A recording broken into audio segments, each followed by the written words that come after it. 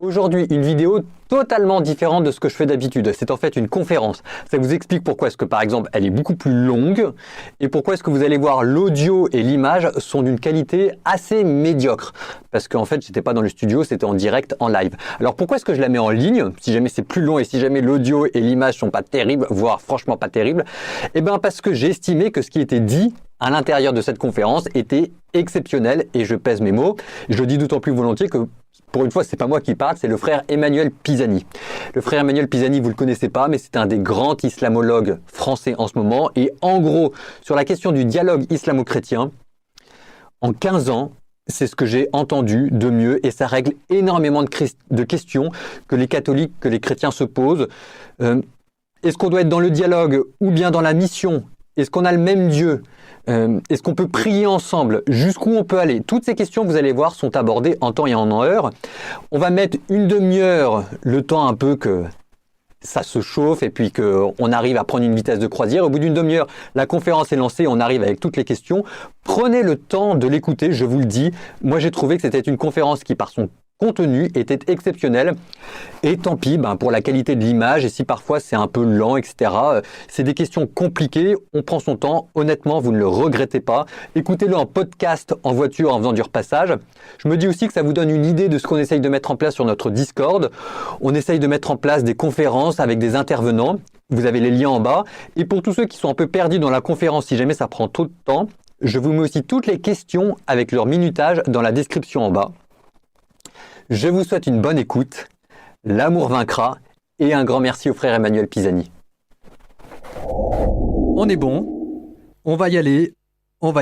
Donc, musulmans et chrétiens, est-ce que nous avons le même Dieu? Et j'ai l'honneur de recevoir avec moi un frère dominicain.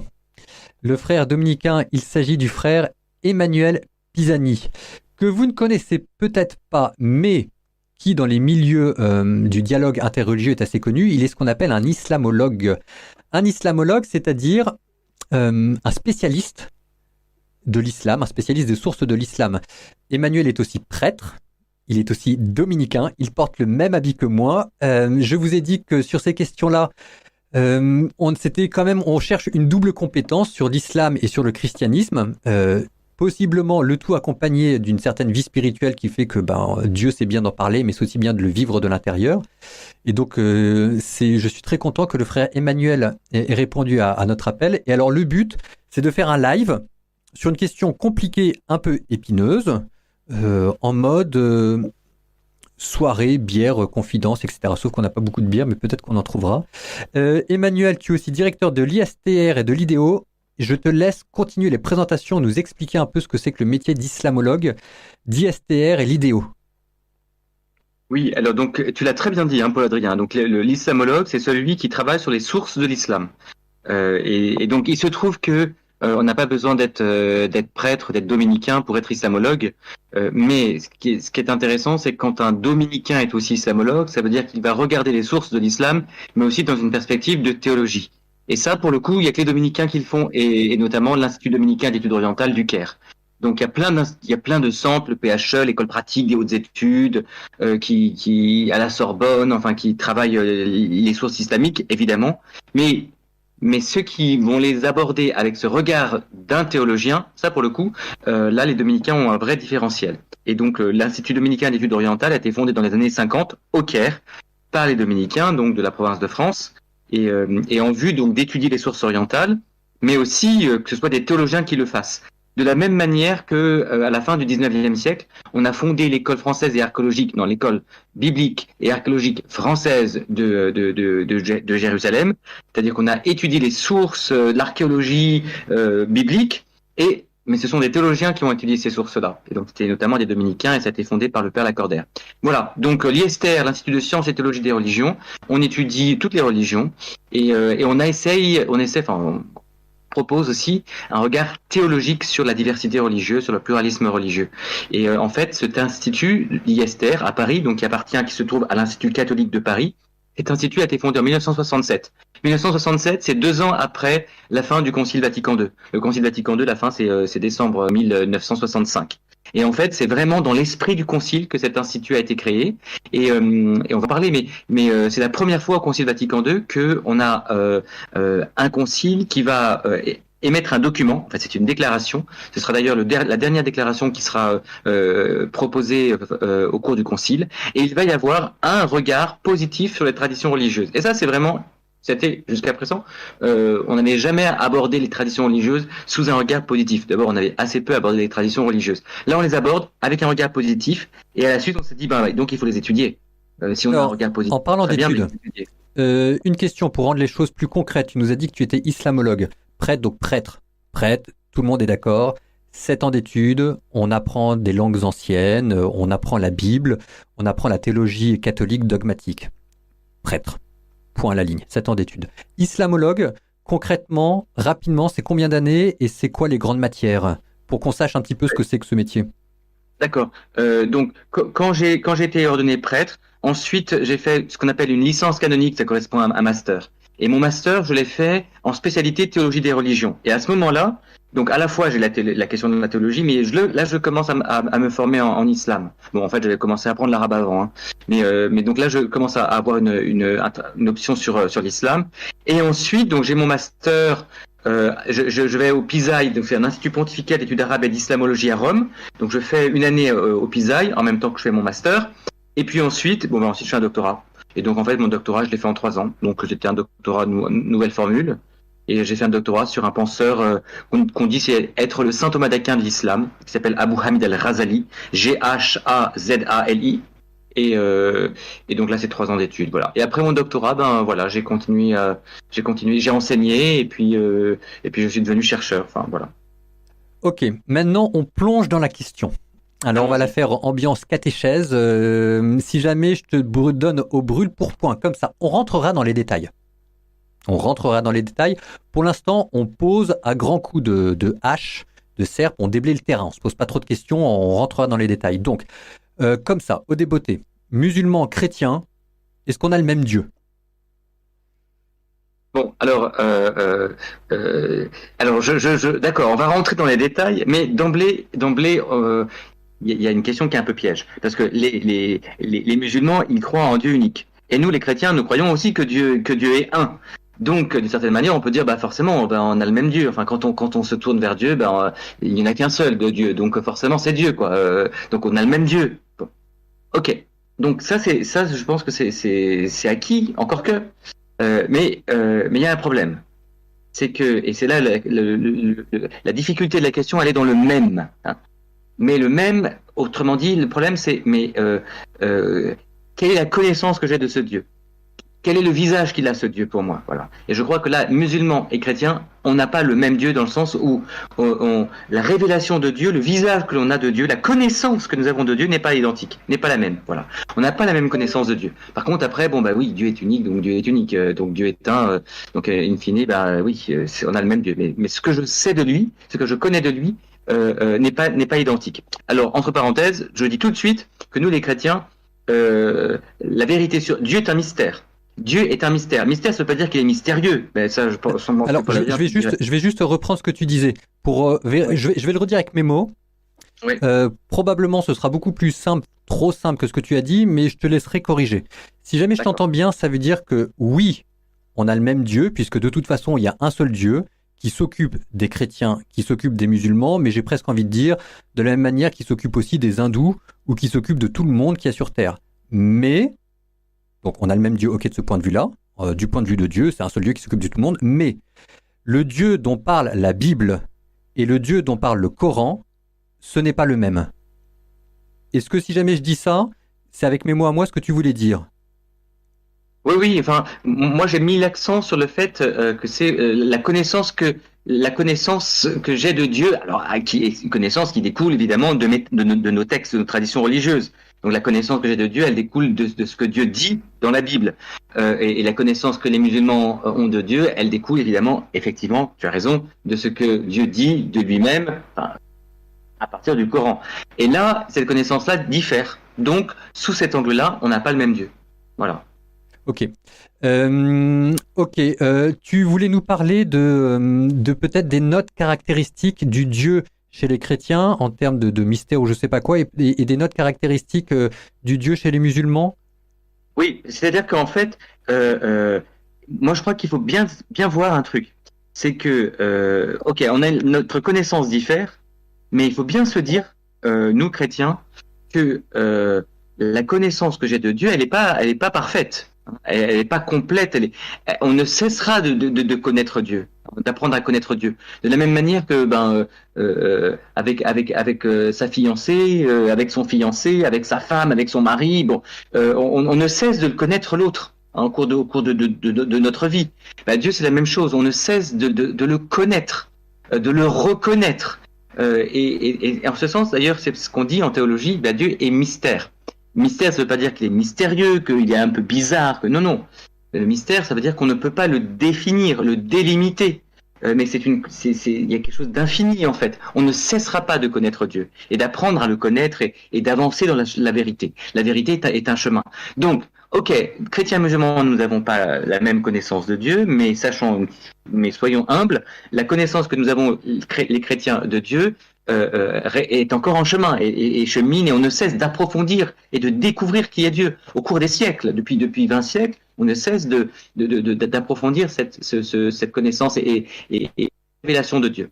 Ça veut dire que la révélation que nous propose la Bible ne doit pas être un prétexte pour nous d'être trop, j'allais dire, en mauvaise part dans le dogme, mais que si jamais on commence à sentir que dans notre réponse ou dans notre manière de parler avec les musulmans, le mystère de Dieu nous échappe, on est quand même passé à côté de ce que dit la Bible à propos de Dieu. Donc il y a cette question, ce que vous dit le frère Emmanuel, il doit y avoir une certaine vie contemplative et vie spirituelle qui doit vous habiter, même quand vous parlez avec les musulmans ou ceux dont le Coran parle, on doit sentir que en vous, pour être fidèle à la Bible, au Dieu dont parle la Bible, vous devez être habité par le mystère et la transcendance de Dieu. Oui, et je pense que ça permet aussi une vraie écoute. C'est-à-dire, je pense que, vous savez ce qu'ils disent les jésuites, hein, on essaye toujours de sauver la proposition de l'autre.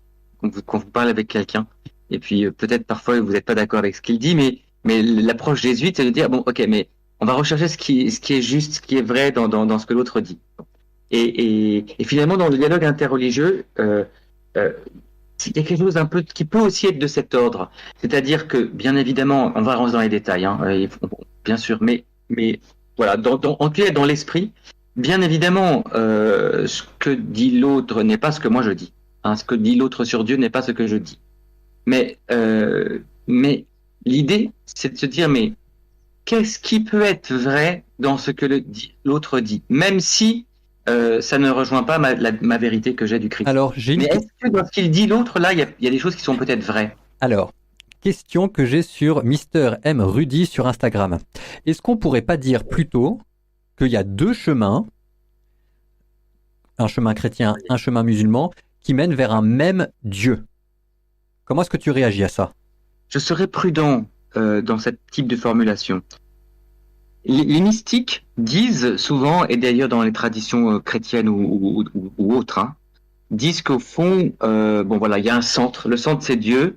Et puis au fond, les traditions religieuses, ce sont des rayons, hein, ou ce sont des chemins, pour reprendre l'image de Rudy. Et puis donc finalement, on a une tradition religieuse, et puis il y a plusieurs chemins, voilà, et elles convergent tous comme des rayons d'un cercle vers le centre qui est Dieu. Bon, alors ça, c'est une approche mystique et qui pas inintéressante dans le sens où effectivement dans la mystique on approfondit, on va de plus en plus dans l'intériorité et dans les profondeurs des choses et donc vers le centre. Bon, ok. Je pense que le Christ, vous voyez, dans Saint Jean, Jésus dit « Je suis le chemin, la vérité, la vie ». Je suis le chemin. C'est-à-dire que le chemin qui mène au Père, c'est le Christ. Et le chemin qui mène à la connaissance que nous avons de Dieu, tel que nous, les chrétiens, nous disons qui il est, cette connaissance-là, je ne parviens pas à la voir, ou rarement, ou peut-être dans la mystique, peut-être parfois dans la mystique. Mais sinon, je ne peux pas la voir, je ne l'ai pas dans l'islam. Vous voyez, cette révélation d'un Dieu qui est amour et qui se donne aux hommes, et qui donne sa vie aux hommes, et qui veut que les hommes participent à sa vie, je ne l'ai pas en islam. Je ne l'ai pas dans l'hindouisme, je l'ai pas dans les religions traditionnelles africaines. Vous voyez, il y a quelque chose d'une singularité dans un chemin qui mène vers la connaissance de qui est Dieu. Donc, Alors, j'ai encore une ou deux questions qui arrivent. Vous n'hésitez pas à me les mettre. Adri, je reformulerai votre question peut-être de manière... voilà, mais juste pour aller dans ce que disait le frère Emmanuel. Donc, un chemin, nous chrétiens, nous croyons que le chemin qui mène à Dieu, le Père, c'est le Christ. Et il est le chemin, il y a un seul Dieu qui sauvera, et dit-on dans la Bible, celui qui n'a pas le Fils n'a pas le Père, etc. Ok, très bien. Mais, Emmanuel, à ce que sache, Jésus est aussi reconnu par les musulmans. Donc, est-ce qu'il y a Jésus dans le Coran? Si jamais on dit qu'il y a un seul chemin et que c'est Jésus, est-ce qu'un musulman nous dit, bah très bien, il est dans le Coran, Jésus, pas de problème? pas sûr, Romain, parce que c'est vrai que Jésus est dans le Coran. Jésus est toujours appelé dans le Coran fils de Marie. Et en fait, vous voyez, Romain, s'il est appelé fils de Marie, c'est que déjà d'emblée, il y a une option théologique qui est posée. Systématiquement, dans le Coran, Jésus, fils de Marie, Ibn Mariam, Ibn Mariam. Bah, ça veut dire quoi? Ça veut dire qu'il n'est pas Ibn Allah. Ça veut dire, vous avez compris? C'est-à-dire qu'il est pas fils de Dieu. Et donc ça, Ibn Allah, fils de Dieu. Et donc, quand il dit, si le Coran dit systématiquement Jésus, fils de Marie, c'est en se distinguant d'une autre théologie, et notamment c'est vis-à-vis en fait d'une autre théologie, et qui est la théologie chrétienne. Un Jésus qui est aussi fils de Dieu. Bon. Donc, ok, on parle de Jésus dans le Coran, mais là encore, est-ce que c'est le Jésus auquel en qui croient les chrétiens? Et moi, je ne crois pas, je ne pense pas. Alors, il y a des éléments encore, on retrouve parfois notre Jésus, bien sûr, mais pas toujours. Et vous voyez, par exemple, dans le Jésus du Coran, d'abord, il naît dans le désert. Bon, il naît dans le désert, et à peine né, il parle. Non, à peine né, il parle, et il va prendre la défense de sa mère qui va être accusée d'avoir eu un enfant avec un homme qui n'est pas son mari. Bon, et puis il est à peine enfant, il va prendre de la terre, de l'argile, il va souffler, etc. Il va avoir une colombe. Bon, je ne pense pas, Romain, que les évangiles, nos évangiles disent cela. Je ne pense pas que Jésus parle dans le Coran, enfin dans la Bible, pardon, dans les évangiles. Alors si vous avez peut-être raison, on trouve ça dans ce qu'on appelle les évangiles apocryphes, mais qui sont des textes effectivement de l'Antiquité, mais qui n'ont pas été retenus en tout cas par l'Église. Et puis, le Coran. Pour aller dans ton sens, non seulement dans le Coran, Jésus n'est pas fils de Dieu. Alors vous allez me dire, ok, très bien, mais fils de Dieu, moi ça me parle pas, parce que c'est déjà assez abstrait. Mais dans le Coran, Jésus n'est pas crucifié, et donc il ne ressuscite pas. Pour nous chrétiens, l'événement le plus central, marquant de la vie de Jésus, c'est la crucifixion et la résurrection. Dans le Coran, il n'y a ni la crucifixion, ni la résurrection, et il refuse ça fait partie des dogmes chrétiens que Jésus n'a pas été crucifié. Donc, il est dans le Coran, mais vous voyez bien que c'est pas quand même le même chemin. Alors, je vais reprendre la question d'Adri, après j'en ai une sur Insta, je vais la reformuler à ma manière. Nous, chrétiens, c'est ce que tu disais tout à l'heure, essayer de sauver la proposition de l'autre, jésuite, ça c'était la pensée jésuite. En philo, moi j'avais la même chose, on appelait ça le principe de charité. C'est-à-dire, on vous donne une objection. Le principe de charité veut que vous essayez de la porter au maximum, d'en tirer le maximum. Vous faites crédit à votre interlocuteur et quitte à la reformuler, parce que vous dites, bon, je pense qu'il y a ça, mais il n'a pas très bien dit, donc je vais le formuler, etc., pour vraiment faire l'objection la plus construite. Ok. Mais ça, c'est nous, chrétiens, on va dire qu'on est tenus par le principe de charité. Tu nous as dit, Vatican II, avoir un regard positif sur les autres religions. Mais point de vue musulman, est-ce que c'est un souci qui est partagé ou est-ce que les musulmans essayer de faire des rapprochements entre nous et l'islam, est-ce que c'est un souci que les musulmans ont ou n'ont pas? Oui, jusque dans les années 90 et presque 2000, toutes les initiatives de dialogue avec les musulmans, entre les chrétiens et les musulmans, venaient pratiquement à 99,9% des chrétiens. Et les musulmans étaient bon, alors, donc, c'était là, dans l'esprit du Concile Vatican II, etc., etc. Bon, ok. Et les musulmans étaient toujours très surpris. Ils disaient, oui, en fait, vous parlez de dialogue, vous voulez dialoguer avec nous, vous voulez montrer qu'il y a des éléments communs de foi. Des éléments communs de foi. Je parle pas de foi commune, hein, des éléments de foi communs. Ok, mais en fait, derrière, en fait, c'est une stratégie. Et c'est une stratégie, en fait, vous voulez nous évangéliser. Maintenant, on n'est plus dans l'évangélisation, vous parlez plus d'évangélisation ou de mission, mais vous parlez de dialogue, mais en réalité, c'est la même perspective. Et donc, les musulmans étaient très, très, très réservés. Et puis, à partir des années, dont la fin des années 90, début des années 2000, les chrétiens en ont eu un peu marre en se disant, oui, voilà, les initiatives, le dialogue, c'est toujours nous, c'est toujours de notre côté, les initiatives sont toujours là. Les musulmans répondent, mais on a l'impression qu'ils sont enfin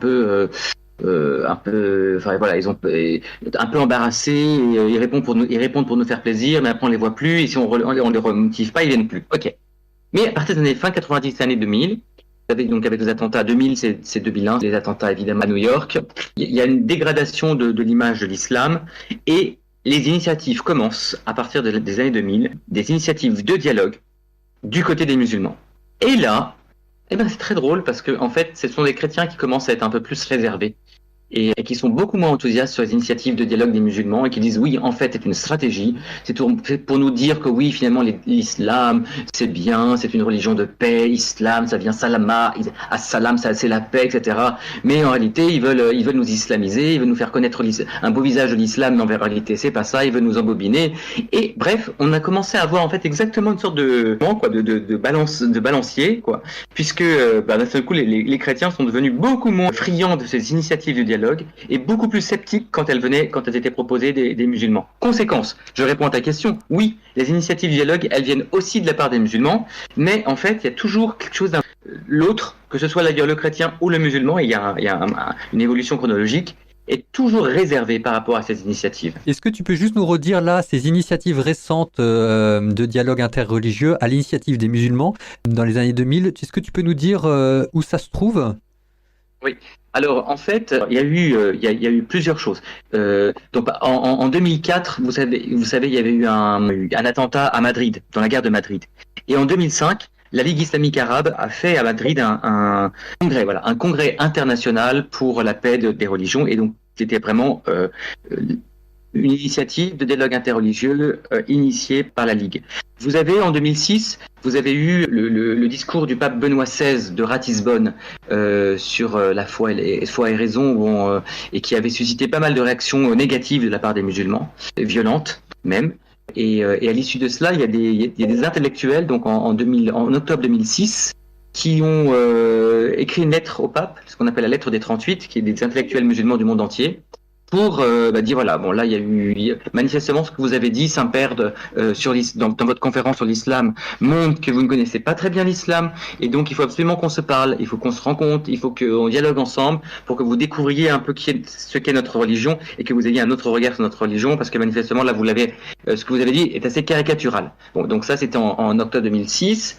En octobre 2007, on a de nouveau une lettre d'intellectuels musulmans, mais cette fois-ci ils sont 138. On a une initiative du roi de Jordanie, enfin du prince de Jordanie, qui s'appelle A Common Word, une parole commune. D'ailleurs, il y a un site qui s'appelle comme ça, A Common Word. Et si vous allez sur ce site, vous allez voir toutes les initiatives musulmanes en vue du dialogue d'abord avec les chrétiens, et puis petit à petit, ça s'est étendu au cours des années. C'est devenu un dialogue interreligieux. Vous avez le Forum islamo-catholique, là aussi, donc là c'est à l'initiative, on va dire, partagée entre les musulmans et puis le Vatican. Ça c'est 2008. Voilà, et puis bon, après ça c'est évidemment ça a pris une nouvelle ampleur avec le pape François. Mais là on peut dire qu'avec le pape François, c'est de nouveau des initiatives qui viennent des chrétiens. Enfin, les musulmans aussi, hein, mais on voit bien que les chrétiens, enfin en tout cas du côté du pape François, il est très demandeur de créer des liens et de vivre un temps de dialogue avec les musulmans. Je rebondis sur la question du point de vue des musulmans. Je vais te donner, donc, est-ce qu'on a le même Dieu que les musulmans? Je résume ce que tu nous disais. Il y a un seul Dieu qui s'occupe de tout le monde sur terre, qui a créé tout le monde, mais le chemin que propose la Bible pour aller à Dieu n'est pas le chemin que propose le Coran pour aller à Dieu. Deux voies d'accès différentes, deux voies de connaissances différentes. Je te donne, du point de vue musulman, je te donne un dialogue que j'ai vu dans le train avec un musulman. Et puis tu me diras comment tu réagis. Je vois un musulman et je pose la question au musulman, est-ce qu'on a le même Dieu? Il me dit oui, on a le même Dieu. Alors je dis très bien, mais pour nous, Dieu est trinitaire. Il y a le Père, il y a le Fils et le Saint-Esprit. Il dit oui, je sais. Alors il me dit, sachant cela, est-ce qu'on a toujours le même Dieu? Et il me répond, non, on n'a pas le même Dieu. Est-ce que je voudrais savoir, donc là si vous voulez c'est la question des dogmes de la Trinité. On a parlé de Jésus et non seulement la question de la Trinité, mais il y a aussi la question du point de vue musulman. Est-ce que pour les musulmans on a le même Dieu que eux? Donc il y a un peu tout ça dans cette toute petite histoire. Je voudrais savoir comment est-ce que tu réagis ou si jamais tu as des choses à dire là-dessus. C'est-à-dire, du point de vue musulman, la connaissance que les chrétiens ont de Dieu, et donc de ce qu'ils disent de Dieu, n'est pas pareil, n'est pas identique. Encore une fois, c'est ce que je dis de Dieu est différent. Dieu est unique, et ça, les musulmans l'affirment et nous l'affirmons, et donc ça, ici, on se rejoint. En ce sens, oui, nous croyons que Dieu est unique. Mais maintenant, ce que nous savons de Dieu diffère. Alors, pour nous, effectivement, Dieu, je crois que ça, c'est très important. La question de la Trinité, pour les musulmans, d'abord, la Trinité est très peu comprise. Pour les musulmans, les chrétiens sont des trithéistes. Vous voyez la différence entre Trinité et trithéisme. Il y a 3 dieux, le trithéisme. Pour nous, il n'y a pas 3 dieux. On ne croit pas en 3 dieux, mais on croit en un Dieu qui est 3, où il y a une pluralité en lui. Et alors ça, c'est très compliqué pour un musulman, parce que ça apparaît comme un peu irrationnel. La foi musulmane, elle est très rationnelle, elle est très simple. Pour ça aussi qu'elle est facile, l'adhésion y est facile. Dieu est unique et il n'y a qu'un seul Dieu. Nous, les chrétiens, Dieu est un, mais les 3 en même temps. Donc déjà, ça commence à être un peu compliqué. Alors, dans l'histoire, il y a des très belles images qui sont données aux musulmans, justement, dans le dialogue avec les musulmans. Comment faire comprendre aux musulmans que Dieu est à la fois un et 3. Et donc, c'est un peu ce que dit saint Augustin. Dans la création, il y a des traces de la Trinité. Donc, quand Dieu crée et il met son image. Et donc, il met sa Trinité dans la création. Alors, très belle image. C'est que vous connaissez peut-être, mais peut-être pas. Et ça peut vous aider aussi à mieux comprendre cette histoire de 1 et 3, et que j'aime beaucoup. C'est le soleil. Parce que le soleil, vous avez l'astre. Et bien, l'astre, c'est le Père. Et de l'astre jaillit la lumière. L'astre engendre la lumière. Et ben, c'est le Fils. Et puis cette lumière, quand elle vient sur la terre, quand elle vient sur notre peau, elle apporte de la chaleur et de la fécondité. Elle fait croître les végétaux, etc. C'est l'esprit. Et vous voyez, et tout ça, c'est le soleil. Tout ça, c'est le soleil. Et en même temps, il y a cet engendrement du Père, le Fils et l'Esprit Saint, l'astre, la lumière, et Jésus en plus, lumière du monde. L'image est très belle, est très parlante. Et puis l'esprit consolateur, l'esprit qui vient réchauffer nos cœurs, l'esprit baume. Il y a une autre image qui est donnée de la Trinité, c'est celle du rosier. Je ne sais pas si vous la connaissez. C'est Saint Jean Damascène. Saint Jean Damascène, qui est le premier père de l'Église à la fin du 7e siècle, début du 8e siècle, à aborder la question de l'islam. Et Saint Jean Damascène, il dit, la Trinité, c'est comme un rosier. Vous avez l'arbuste, c'est le Père, d'où jaillit la rose, c'est le Christ, et puis l'odeur invisible qu'on ne voit pas, mais qui sent bon et qui est comme un baume, c'est l'Esprit Saint. Voilà. Donc, les musulmans, ils comprennent pas, voilà, ils croient que nous sommes vraiment trithéistes.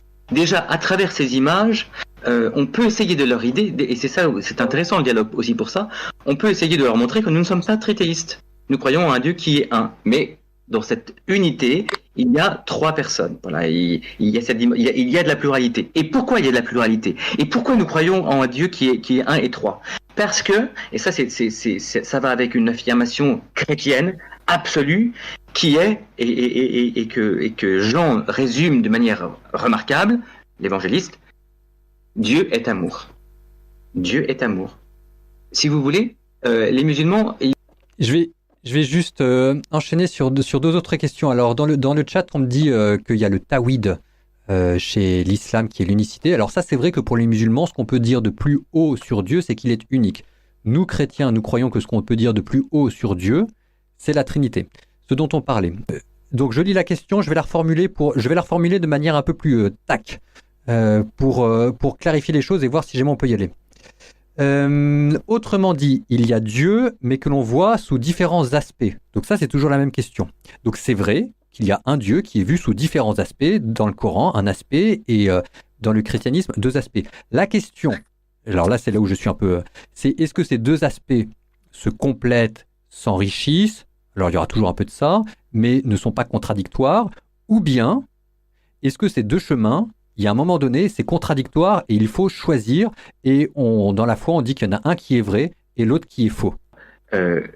Pour nous, les chrétiens... Non mais attendez, la question de la vérité, elle est fondamentale. En plus, les dominicains ont Veritas, c'est notre devise. Bon, c'est notre devise. Donc, et la vérité, c'est le Christ.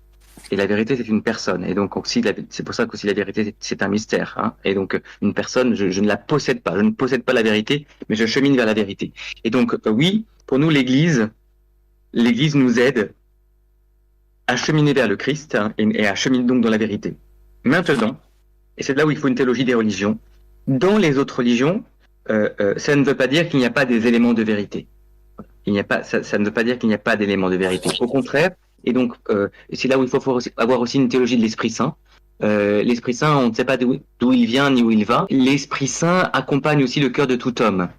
Et dira Redemptoris Missio, donc l'encyclique de Jean-Paul II, l'Esprit Saint non seulement accompagne le cœur et l'intériorité de tout homme, et que au fond l'Esprit Saint, quand un homme prie, même s'il n'est pas chrétien, eh bien d'une certaine manière c'est l'Esprit Saint qui travaille en lui. Une prière authentique, ça vient aussi de l'Esprit Saint qui travaille dans son cœur. Voilà. Et peut-être que cette prière, elle vient de sa tradition religieuse, mais c'est l'Esprit Saint qui travaille dans son cœur, qui fait qu'il va vraiment prier de tout son cœur. Mais ce que dit Redemptoris Missio, c'est que l'Esprit Saint travaille aussi dans les structures humaines, dans les histoires, dans les institutions, dans les religions, dans les traditions religieuses. Voilà.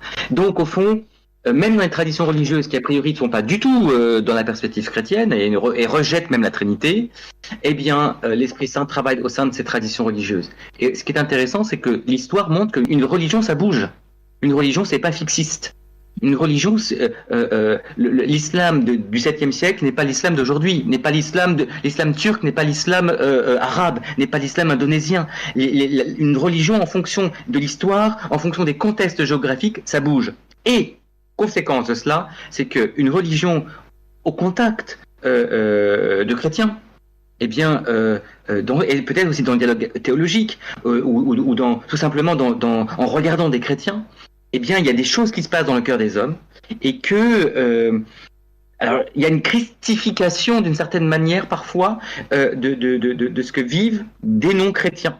Et en fait, sans s'en rendre compte, mais en présence des chrétiens, il y a quelque chose en eux qui se transforme, qui se convertit et qui se rapproche,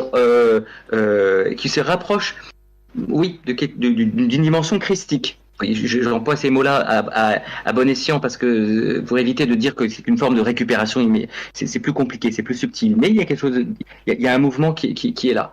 Alors ça, c'est le premier point. Et deuxièmement, parce que justement l'Esprit Saint travaille dans le cœur de tout homme, et parce qu'il travaille aussi dans les autres traditions religieuses, il peut y avoir des aspects de vérité que je n'ai pas forcément dans alors ça c'est très fort ce que je suis en train de dire, mais voilà.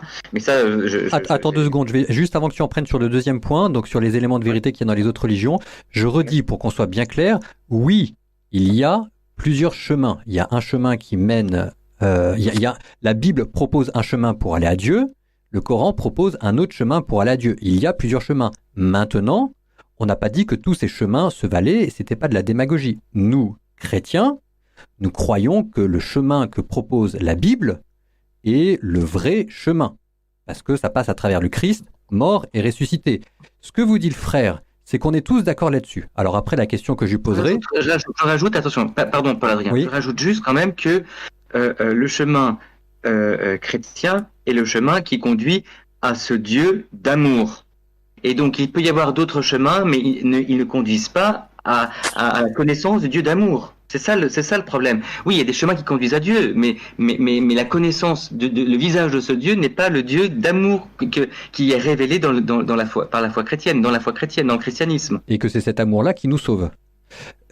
Maintenant, ce que vous dit le frère Emmanuel, c'est que sachant cela, alors moi j'aurais une question après lui poser, c'est jusqu'à quel point est-ce que le dialogue peut amener vers la mission ou pas, mais ça c'est peut-être pour après. Sachant cela, ce que vous dit le frère Emmanuel, c'est que nous, qui croyons et qui connaissons un Dieu d'amour, nous aimons les autres religions à travers ce que ça veut dire d'ombre et de lumière, qu'il y a un principe de charité et qu'on essaye de tirer le meilleur de ces religions, ou en tout cas de garder ce qu'il y a en elles de beau, et qu'on y est tenu en tant que chrétiens qui aimons notre prochain. Je pense que je le redis avec mes... Tu me corriges si jamais tu n'es pas d'accord. Et c'est là où je redonne la parole à Emmanuel, ça vous donne la notion des semences de vérité. Donc tu avais commencé à en parler, je te laisse nous en reparler, les semences de vérité qu'il y a dans les autres religions. Oui, c'est ça. Donc il y a des germes de vérité dans les autres religions. Et comme moi, je ne possède pas la vérité, moi chrétien, je ne possède pas la vérité, il peut y avoir des éléments de vérité donc que je ne connais pas encore, mais que je vais découvrir dans la rencontre avec l'autre. hein, parce que je n'ai pas la plénitude de la vérité, parce que la vérité est un chemin et que je ne la possède pas. Mais dans cette rencontre, comme la vérité est aussi, il y a ces semences, comme tu as dit, et c'est l'expression d'un père Justin, comme il y a ces éléments de vérité dans les autres traditions religieuses, je tire le chemin de vérité aussi en passant, hein, en passant dans la curiosité ou dans la connaissance d'une autre tradition religieuse. Et le cardinal Ratzinger a un texte très très fort où il dit ça, hein, et il dit même si parfois dans une autre tradition religieuse, ce que je vois est complètement mais déconcertant. Et ça peut même être brutal, violent. Enfin, mais je dois essayer de me dire, mais où est la vérité dans cela? Et quel est l'aspect qui peut être vrai et qui peut m'aider, que j'ai donc à identifier, concrètement, si jamais je te demandais, est-ce que toi, il y a une vérité que l'islam t'a permis de redécouvrir concernant Dieu? Vous savez, il y a un exemple très fort qui est celui de la conversion de Charles de Foucault. Charles de Foucault, bon, il était chrétien, mais enfin, il était devenu un peu très très loin de la foi. Et il va revenir à la foi de son baptême par l'islam. C'est-à-dire, c'est en voyant les musulmans, en fréquentant des musulmans, en entendant les musulmans, en voyant les musulmans prier, et en voyant la considération, l'importance que les musulmans accordent à Dieu et au Dieu unique, à l'adoration de Dieu, que il a dit, bah là il y a une vérité. Dieu est adorable et Dieu doit être adoré. Et donc et c'est vrai, et ça un chrétien dit c'est tout à fait vrai. Mais il avait oublié ça de sa tradition chrétienne. Et donc dans son chemin vers Dieu, dans son chemin d'adorateur, c'est par l'islam qu'il a avancé et approfondi son chemin d'adorateur. Les questions arrivent de tous les côtés. Pour nous, chrétiens, Mahomet, est-ce que c'est un mystique? Est-ce que c'est un homme de guerre? Est-ce qu'il faut en avoir peur? Est-ce qu'il faut adorer la manière dont il a prié? Alors, Mahomet, est-ce qu'il faut en avoir peur? D'abord, alors vraiment, il y a vraiment pas de questions pièges. Hein. Ça peut être des questions difficiles, dans le sens où elles nécessiteraient du temps pour répondre de manière juste et pas trop ambiance journalistique, mais ok, mais je me prête au jeu très volontiers. Donc Mahomet mystique, chef de guerre, etc. Il est peut-être un peu tout ça. Hein. Bon, ce que je sais, c'est faut-il en avoir peur, ouais. Ce qui est sûr, c'est que Mahomet, il y a des très belles choses hein, dans la vie de Mahomet, et puis il y a des choses qui sont beaucoup plus problématiques. Voilà. Je pense, en général, ce qu'on dit des islamologues, c'est que il y a une vraie expérience spirituelle. Hein, je dirais plutôt ça d'ailleurs que mystique au départ. Il a probablement rencontré des chrétiens, des juifs, enfin voilà. Voilà, je pense qu'il y a une vraie sincérité. Voilà, il y a une vraie sincérité. Bon, ensuite, il y a sans doute un emballement. Et surtout au moment où Mahomet va fonder un peu une cité politique. Hein. Donc quand l'islam devient politique, et il le devient dès l'époque de Mahomet, il ne l'est pas au début. Hein. Au départ, l'islam est un appel à la conversion. C'est le cri de Jean-Baptiste Mahomet. Hein, la vie de Mohammed, de Mahomet, les premières années, c'est la vie de Jean-Baptiste.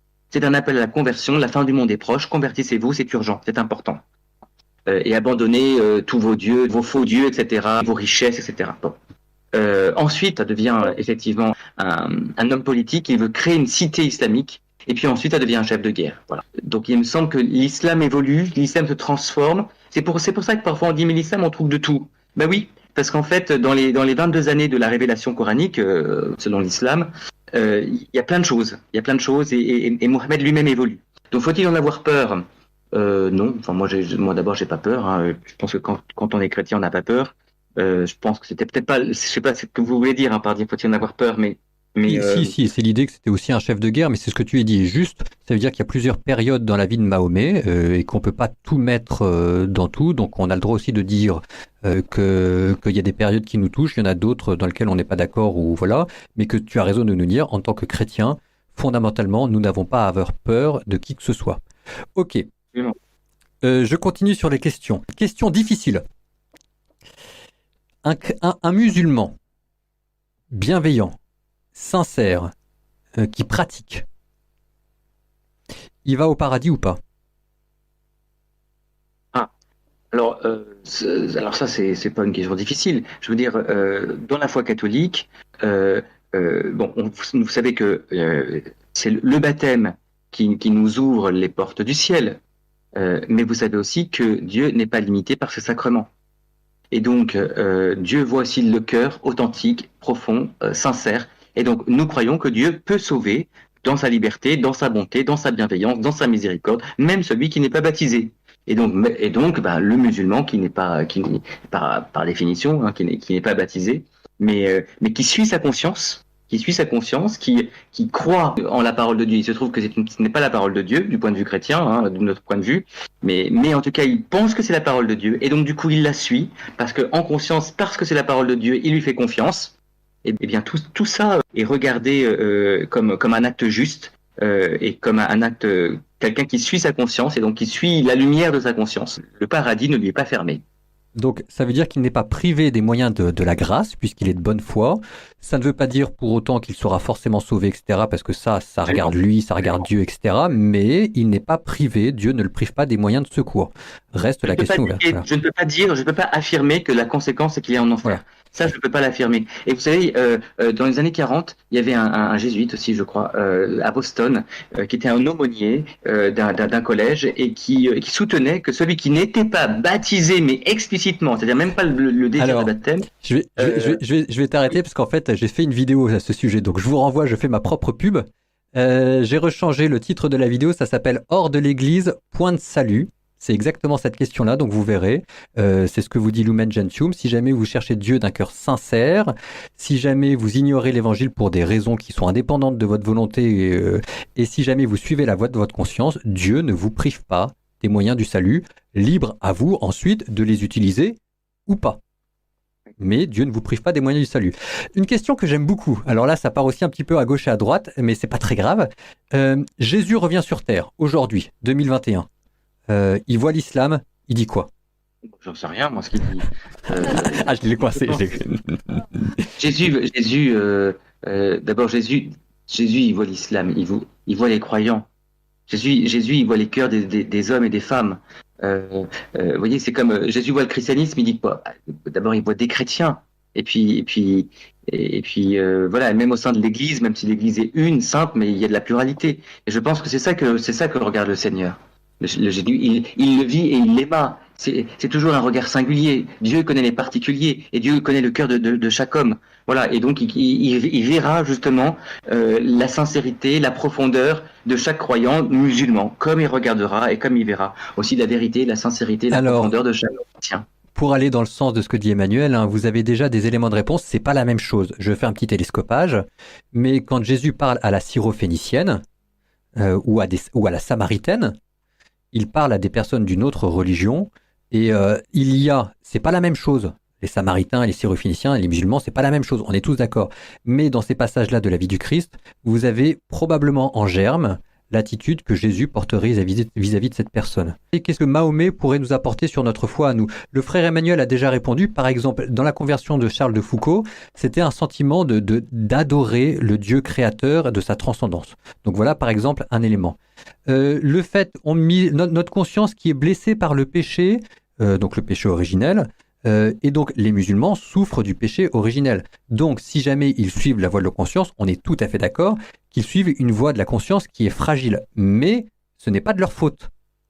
Donc c'est pas la même chose d'entendre la voix de sa conscience et de refuser de lui obéir, et d'avoir une voix de la conscience un peu fragile qui peut nous amener dans des chemins d'erreur. Dans un cas, vous n'y êtes pas entièrement responsable, étant sauf, on est d'accord, que vous avez le devoir de vous former, que vous avez le devoir de vous instruire et de prier, etc. Mais si jamais vous faites une erreur de bonne volonté, en théologie classique, ce n'est pas considéré comme un péché. On avait une question. L'autre question. Oui. Alors ça, non, c'est moi qui la rajoute, mais elle est intéressante. Ça va nous amener dans une toute autre direction. Est-ce qu'on peut prier avec des musulmans? Est-ce qu'on peut prier avec des musulmans? Alors, oui, je pense qu'on peut prier avec des musulmans, mais chacun prie à sa manière. Je veux dire, moi, je suis assez, je dirais, de faire attention à ces prières communes. Enfin, on peut pas prier avec les mots des musulmans, nous les chrétiens. Que de la même manière, les musulmans, ils pourront pas prier, ils n'iront pas le Notre Père. Mais on peut prier ensemble. Hein, plutôt, on est ensemble. Mais chacun prie selon sa tradition religieuse. Voilà, ça c'est possible, oui, c'est possible. Maintenant, faites attention. Par exemple, quand il y a des rencontres de dialogue islamo-chrétien, et alors on finit, alors les chrétiens font le Notre Père et les musulmans font la Fatiha. Eh ben, je ne suis pas sûr. Donc, que ce soit une bonne... juste pour la Fatiha, donc le Notre Père, on est d'accord, tout le monde connaît, c'est la grande prière des chrétiens, pas besoin de dire. La Fatiha, c'est la première sourate du Coran, qui est en fait une sourate très courte et qui est, je vais le dire de manière simple, l'équivalent du Notre Père chez les musulmans. Donc la question c'est que va aborder le frère, c'est est-ce qu'un musulman peut dire le Notre Père et est-ce qu'un chrétien peut dire la Fatiha? Ça, je suis très très réservé. Pourquoi? Parce que dans la Fatiha, donc qui est la première sourate du Coran et que les musulmans prient comme nous on prie le Notre Père, hein, donc tout le temps, à chaque fois qu'ils font les 5 prières, on dit la Fatiha. Bon. Il y a cette invitation à cette demande à ne pas être dans l'égarement, hein, et dans la voie qui conduit à la perdition. Bon. Or, dans l'interprétation, dans les commentaires, la voie de l'égarement, la voie qui conduit donc à la damnation, c'est, dans la tradition musulmane, c'est le christianisme et le judaïsme. Donc si vous voulez, un musulman, quand il récite cette Fatiha, il entend la résonance de tous les commentaires, de comment la tradition comprend ces deux chemins de perdition. Et ces deux chemins de perdition, c'est le christianisme et l'islam. Et donc, si vous priez dans une rencontre avec des musulmans et vous faites vous dire on va faire notre Père et vous faites la Fatiha, oui mais attendez, mais qu'est-ce que ça veut dire? Le musulman, quand il va faire cette prière-là, il va dire Seigneur, préserve-moi des chrétiens. Et vous êtes en train de faire une rencontre islamo-chrétienne et après vous avez le musulman qui, dans sa prière, dit Seigneur, préserve-moi d'être chrétien. Vous voyez toute l'ambivalence. Alors, personnellement, donc, je pense que c'est une très mauvaise idée, hein, forcément. Sauf si vous avez l'imam donc du groupe musulman qui va dire mes frères, je vous propose de dire la Fatiha. Seulement attention, mes frères. Vous savez que dans la Fatiha, quand on parle des deux voies, des d'égarement, etc., on pense aux juifs et aux chrétiens. Mais vous savez que ça, c'est une explication des théologiens musulmans. Mais ce n'est pas ce que le Coran dit. C'était une interprétation parmi d'autres. Et nous, l'interprétation et ce que nous vivons avec nos frères chrétiens nous fait dire que nous ne pouvons pas poser cette interprétation-là. Et que ce n'est pas celle-ci que nous posons. Et que ce n'est pas ainsi que nous comprenons les versets. Okay. Si l'imam dit ça change tout. Mais il faut qu'ils le disent, sinon il y a un problème. Donc ça veut dire qu'il y a une petite ambiguïté, ou plutôt il y a une connotation antichrétienne dans la prière principale des musulmans. Ils peuvent la dire dans une prière interreligieuse, mais il faut d'abord enlever cette connotation. Ce qu'on peut faire, c'est que parfois, vous avez par exemple le GRIC, qui est le groupe de rencontres islamo-chrétiens, qui a écrit une prière avec des musulmans, ou des chrétiens et des musulmans ont écrit une prière ensemble, où l'un et l'autre se retrouvent. Et ça, à la fin d'un groupe, ils peuvent dire ensemble cette prière. Mais sinon, c'est pas plutôt prier ensemble, mais être ensemble pour prier et chacun prie avec sa manière de faire. Alors, est-ce qu'on peut rentrer dans une mosquée? La réponse est oui. Ça dépend pas au Maroc. Au Maroc, il est interdit, mais ça c'est pour des raisons en fait qui viennent de l'époque où le Maroc était protectorat français. Est-ce qu'un musulman peut réciter le Notre Père rapidement? D'abord, un musulman ne s'adresse pas à Dieu en disant notre Père. Père n'est pas un nom divin, n'est pas un nom de Dieu en islam. Donc c'est très rare. Enfin, en fait, on ne verra pas Dieu qui dit un musulman dira Père. Ah bah ça n'existe pas. Sauf si on peut le voir chez des mystiques. Mais là, vous voyez, c'est le chemin mystique. Parfois, on trouve des mystiques qui vont dire Père, mais c'est exceptionnel et c'est vraiment des mystiques. Ok. Un musulman dira Père. Sur un tout autre sujet, que penses-tu, si jamais tu connais, des études récentes historico-critiques du père Galèze, de Patricia Crone et du travail des auteurs de Coran des historiens? Donnent-ils une explication plus proche de la réalité de la tradition musulmane? Alors si jamais tu connais, est-ce que tu peux nous dire grossièrement ce que c'est et ce que tu en penses? Donc Galèze a travaillé à partir des sources de Qumran, donc des manuscrits qu'on a découvert au siècle passé, et pour essayer de montrer mais c'est quoi l'islam et avec quel courant judéo-chrétien en fait serait associé l'islam. Et donc pour lui en fait l'islam est un judéo-christianisme, hein, pour faire bref. Donc Patricia Crone, elle est aussi un peu dans cette perspective, dans les années, donc avec des travaux publiés dans les années 70, 80, 90, même 2000. En fait, elle est morte il y a 2-3 ans, Madame Crone, donc qui était aussi une très bonne islamologue. Le Père Galès, c'est un petit peu plus compliqué parce qu'il y a quand même une option un peu idéologique. Et il recrée un peu le milieu judéo-chrétien, mais à partir de très peu de sources et avec une connaissance de l'arabe qui est un peu faible. Donc, bon, voilà, le Père Galès, voilà. En fait, il y a que les milieux chrétiens qui connaissent les travaux du Père Galès parce que c'est un frère de Saint Jean, parce que c'est un prêtre aussi, et donc il a une certaine audience dans les milieux chrétiens. Mais je vous assure que dans le monde académique, universitaire, en dehors du monde chrétien, le Père Galès n'en connaît pas. Par contre, Patricia Crone en connaîtra. Voilà. Alors, quant au Coran des historiens, là, je l'ai plus dans ma chambre, mais c'est un super travail dirigé par Mouedzi. Cependant, alors Mouedzi et Guillaume Di, donc c'est un super travail qui fait vraiment le point des approches archéologiques, des différents courants, le manichéisme, etc. Ça, c'est une très très belle synthèse. Un état des lieux qui est très bien, ça c'est le volume 1. Et le volume 2, le volume 3, c'est une analyse de chaque verset coranique en essayant de les restituer dans le contexte historique. Bon. Donc c'est un travail, c'est le début, hein, mais en tout cas il existe. Ça montre que ce travail commence à avoir lieu. Il n'a pas beaucoup d'écho dans le monde musulman, malheureusement. Mais en tout cas, c'est un travail magnifique. L'introduction de Guillaume Di et de Amir Mouedzi, donc dans la préface de leur livre, est une introduction qui m'a cependant mis mal à l'aise parce que fondamentalement, je pense que Guillaume Di, pas Mouedzi, mais Guillaume Di ont une approche idéologique et idéologique de la religion. Et que moi, comme théologien, quand je lisais ça, bon, donc il parle de l'islam, mais ce qu'il dit, il pourrait le dire de n'importe quelle religion, ça m'a mis très très mal à l'aise en opposant l'histoire à la théologie. Or, ça c'est pas possible. L'histoire ne s'oppose pas à la théologie. La théologie, elle intègre tout ce qui est toutes les sciences en fait, qui permettent de cheminer vers la vérité. Donc la théologie a une dimension intégratrice. Alors, c'est pas une science qui s'oppose aux autres. Alors, une ou deux questions. Je vais essayer de dire, justement, après Jésus, est-ce qu'il peut y avoir des prophètes? Je vais répondre à la place de Emmanuel. Nous, catholiques, considérons que Jésus est non seulement le dernier prophète, mais en plus le Fils de Dieu.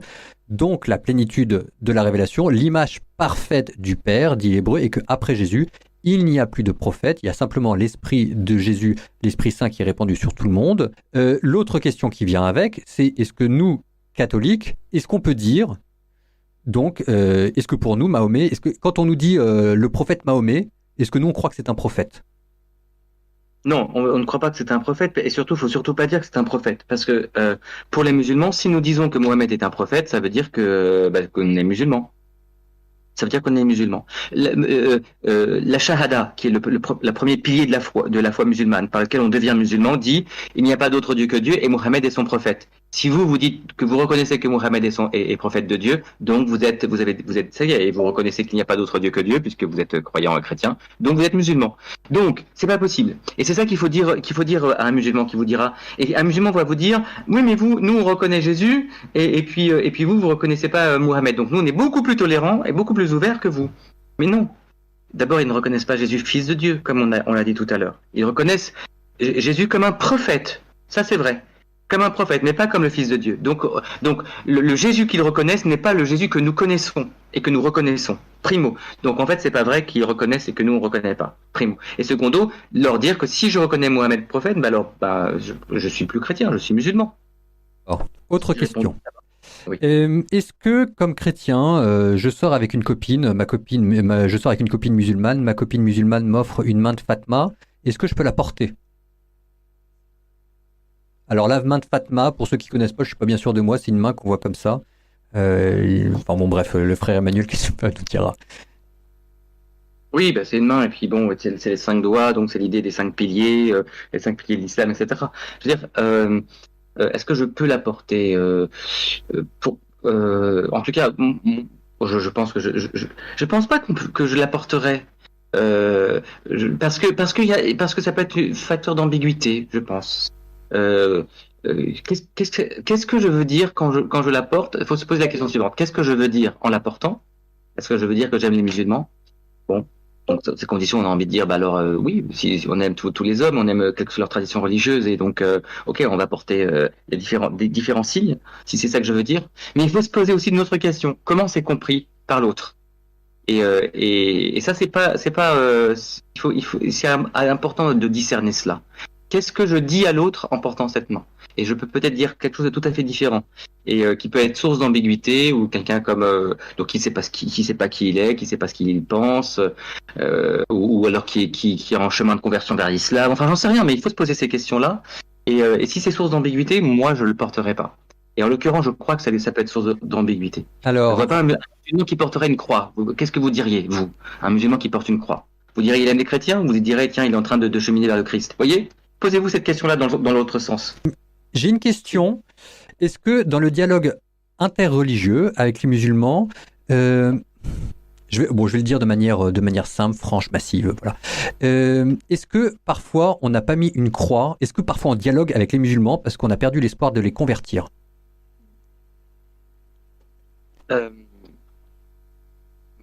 En fait, je pense pas qu'on soit dans. En fait, la conversion, elle est au cœur du dialogue.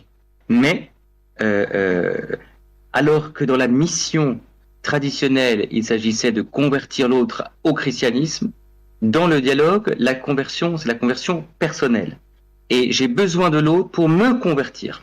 C'est-à-dire qu'en fait, la conversion, c'est pas seulement gagner une âme au christianisme, mais c'est aussi soi-même s'enraciner dans sa foi chrétienne. Donc, je crois que la conversion, elle est au cœur, mais en tout cas, le dialogue ne cherche pas, et la dernière encyclique du pape François, Fratelli Tutti, le dit et le redit, si dans le dialogue, je cherche à convertir l'autre, si je suis dans cet esprit, alors en fait, c'est foutu, il n'y aura pas de dialogue. Or, le dialogue est absolument essentiel pour sa propre foi et pour la construction d'une civilisation de la rencontre et de la paix. Donc, c'est autre chose. Ça ne veut pas dire que je ne souhaite pas dans mon cœur qu'à un moment donné, que mon copain musulman ou mon ami rencontre le Christ. Et ça ne veut pas dire que je ne vais pas non plus aussi évangéliser. Bien sûr. Mais quand je suis dans le dialogue, c'est un cadre bien précis et j'évite la confusion. Donc c'est pas renoncer, mais c'est autre chose en fait. Donc si jamais je te suis bien, c'est une sorte d'exercice spirituel de dialoguer, mais ce n'est pas cet autre exercice spirituel qui est l'évangélisation. C'est un peu comme si jamais je voulais dire que la Lectio Divina, c'est la même chose que le chapelet. Non, certainement il faut faire les deux, mais on peut pas faire de la Lectio Divina. C'est ce que je fais le matin, je fais l'Angélus le matin avec la Lectio Divina. Mais voilà, je le redis à ma manière à moi. Autre question. Dans le dialogue avec les musulmans, ok, on parle avec des instances, on parle avec la grande université du Caire, on parle avec le Tchèque, je sais pas quoi, etc. Mais nous, on a une vision catholique structurée où il y a un clergé et quand le clergé dit quelque chose, eh ben on est d'accord, on n'est pas d'accord, mais en tout cas le pape sort une encyclique, c'est comme ça. Les musulmans, quand on dialogue avec des élites, ça veut pas dire que derrière la base va suivre. Et que non seulement ça veut pas dire que la base va suivre, mais en plus il y a plein de différents courants, etc. Bon, il n'y a pas de question qu'il y a derrière, ou plutôt tu la vois. Qu'est-ce que tu en penses? Oui, le problème c'est bon voilà, il n'y a pas de magistère en islam quoi. Voilà, il n'y a pas de magistère en islam et donc il suffit pas on fait un texte, le pape signe un texte avec Ahmed Al-Tayeb. Oui, d'accord, mais il représente qui? Il représente lui et son université. Et tous les musulmans de France d'abord ne connaissent pas Ahmed Al-Tayeb, ne connaissent pas l'université du Caire et d'abord en plus soit ils s'intéressent au niveau du Maroc, soit au niveau de l'Algérie, soit de la Tunisie, soit de la Turquie. Bon voilà. Donc en fait ça représente pas grand chose. C'est ça un peu la difficulté et ça n'est pas suivi par la base. C'est ça la difficulté. Et ça le pape en a bien conscience. C'est la raison pour laquelle, vous voyez, quand il va faire un document en 2019, le document sur la fraternité universelle, qu'il signe avec Ahmed Al-Tayeb, le grand imam de l'université d'Al-Azhar, à Abu Dhabi, février 2019. En mars 2019, un mois plus tard, il est où le pape? Il est au Maroc. Et il signe un document, En tout cas, il fait une rencontre et avec des textes, c'est pas tout à fait la même chose. Ils n'ont pas signé un document commun, mais en tout cas, il va rencontrer le roi du Maroc, Amir al-Mo'minin, le commandeur des croyants. Et puis, vous l'avez vu là, en Irak, il y a quelques semaines, il y a quelques mois, en février ou en mars. Il a été voir le chef chiite, As-Sistani. Et vous savez ce qu'il a dit en sortant de la rencontre? À l'ayatollah As-Sistani, il a dit « Je voudrais écrire un texte commun avec l'ayatollah As-Sistani ». C'est un homme de Dieu.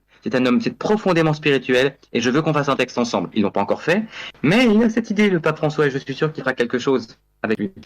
Alors, la question, je ne sais pas si jamais cette question aura une réponse. En tout cas, moi, je ne l'ai pas, ni de près, ni de loin.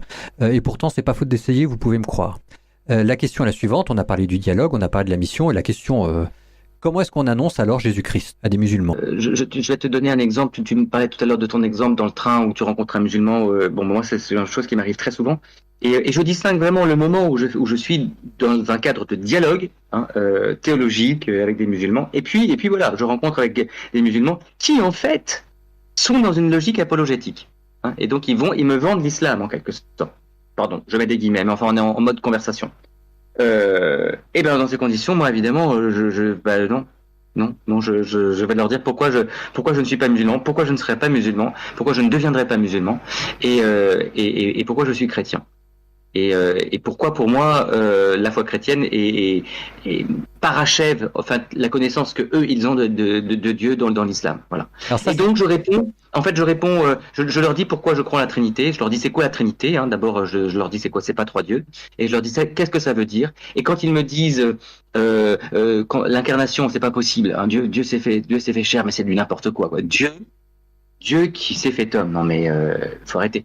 Et en fait je leur dis mais attendez, mais en fait vous là quand tu me dis ça toi Ahmed, eh bien en fait tu limites la puissance de Dieu. Tu limites si Dieu veut. Et ça c'est très musulman. Parce que vous voyez que en fait moi j'évangélise les musulmans à partir de leur théologie, c'est ça l'intérêt d'être islamologue. Si Dieu veut, Inch'Allah, et si Dieu le veut, si Dieu veut devenir un homme pour nous montrer combien il nous aime, qu'est-ce qui l'en empêche? Toi, t'as raison. Mais ça veut dire, dis donc, ça veut dire que tu te prends encore plus grand que Dieu, quoi. Donc tu es en train de limiter la puissance de Dieu, vous voyez. Bon, ça, là, d'un seul coup, je vous assure que ça fait un immense silence. Parce que d'un seul coup, à travers son argument propre, sa propre théologie, on montre qu'il peut y avoir une contradiction. Et que du coup, la foi chrétienne n'est pas idiote. Et que si Dieu le veut, ben voilà. Vous retenez, j'ai trouvé ça très fort, ce que vous dit Emmanuel. Comme annoncer Jésus, ça veut dire que Emmanuel, ce qu'il vous propose, c'est que vous vous adaptez au ton de votre interlocuteur.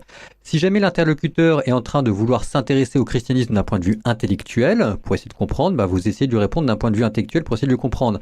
Si jamais vous êtes avec des amis et qui sincèrement vous disent mais pour toi qui c'est le Christ et que vous êtes sur le mode du témoignage personnel, très bien, si jamais en face de vous avez des apologètes musulmans, vous leur répondez du berger à la bergère.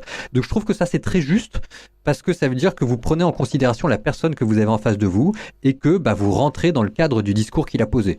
Discours intellectuel universitaire, on rentre dedans. Discours amical de témoignage, on rentre dedans. Discours apologétique, on rentre dedans. Une autre question, est-ce que parfois c'est quelque chose que l'on entend chez les chrétiens ? Celui qui vient après le Christ, celui qui refuse de dire que Jésus est venu dans la chair, est un antichrist. Est-ce que l'islam est l'œuvre du diable ? Bon, alors ça, certains l'ont dit. En tout cas, aujourd'hui, on ne tient plus ça. Mais ça s'est tenu dans l'histoire, au Moyen-Âge, il y a eu ces visions-là.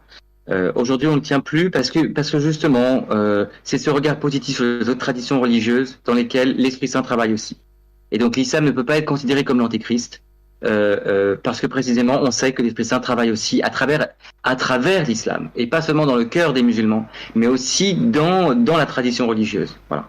Donc ce regard résolument positif du Concile Nostra Aetate définitivement enterre ce type de vision. Je suis ton premier fan, Emmanuel. Vous entendez ce que Emmanuel vous dit, c'est que si jamais vous dites que l'islam c'est l'œuvre du diable, ça veut dire que vous avez un regard de condamnation sur l'islam. Alors que on en a parlé du Dieu d'amour qui essaye de regarder avec bienveillance, ce qui n'empêche pas, j'espère quand même que ça a été clair qu'à travers tout notre ton de la soirée, on est parfaitement clair sur ce qu'on croit, ce qu'on ne croit pas, etc. On est bien d'accord là-dessus. La vérité pour nous, dominicains, est très importante. Mais vous avez cette phrase, je la cite parce que le frère Emmanuel me l'a donné, Domine Jesu, un document de Vatican II. Avec l'avènement de Jésus-Christ Sauveur, Dieu a voulu que l'Église par lui fondée fût l'instrument du salut de toute l'humanité. Toute l'humanité, voilà. Cette vérité de foi n'enlève rien à la considération respectueuse et sincère de l'Église pour les religions du monde. Si jamais vous dites quand même que c'est le diable, vous pouvez dire que c'est le diable avec tout le respect et la bienveillance, mais ça va être difficile à tenir, je vous préviens. Mais en même temps, elle exclut radicalement la mentalité indifférentiste imprégnée d'un relativisme religieux qui porte à considérer que toutes les religions se valent. Voilà. Abu Dhabi. Alors en fait, je sais pas, la déclaration d'Abu Dhabi, est-ce que tu peux nous rappeler ce que c'est et la manière dont ça a été vu, si jamais tu sais, dans le monde musulman. Oui, c'est ce que je vous disais là. Enfin, Abu Dhabi, donc c'est le document sur la fraternité humaine et qui a été signé par le pape François et Ahmed Al-Tayeb le 2 ou 3 février 2019.